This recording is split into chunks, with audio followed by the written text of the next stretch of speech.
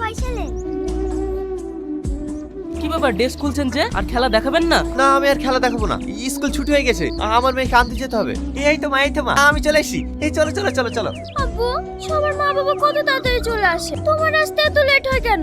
আরে শোনো মা, আমার এই কান ধরছি, আর লেট হবে না। এই চলো চলো। তুমি প্রতিদিন শুধু একই কথাই বল। কি করবো বলো মধু, কাছে থাকি তো লেট হয়ে যায়। এবার থেকে আমি চেষ্টা করবো খুব তাড়াতাড়ি আসার। এই চলো, আর একবার লাও মা।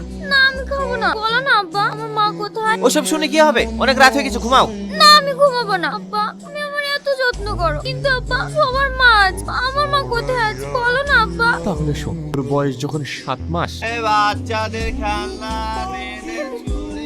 তিনটির সময় আসার কথা, সন্ধ্যাবেলায় আসছো যে? আজ একটা নতুন গ্রামে গিয়েছিলাম। তাড়াতাড়ি গা ধুইলাও, মা বারবার ফোন করছে, যেতে হবে। কোথায় যাবা? কেন, তোমার মনে নেই নাকি আজ আমার ভাই ছেলের জন্মদিন? আজ তো তেমন বেচে কিনা হয়নি। আমি ওসব কিছু জানি না। আমি আজ এক সপ্তাহ আগে বলেছি আংটি নিয়ে যেতে হবে, আংটি নিয়ে যেতে হবে। আমি যদি 1 মাস ফেরি করি তাও তো আমি আংটি টাকা গুছাতে পারবো না। আমি জানি তো তোমার কোনো কাজের মরদ নাই। আজ পর্যন্ত একটা ভালো শাড়ি পাইনি, ভালো খেতে পাইনি, ভালো পড়তে পাইনি। সব পূরণ করতে যদি নাই পারো তাহলে বিয়ে করেছিল কিসের লিগ? তুমি সবকিছু জেনে শুনি তো আমাকে বিয়ে করেছো। কিন্তু সেটা ছিল আমার ভুল ধারণা। আসলে তুমি একটা কাপুরুষ।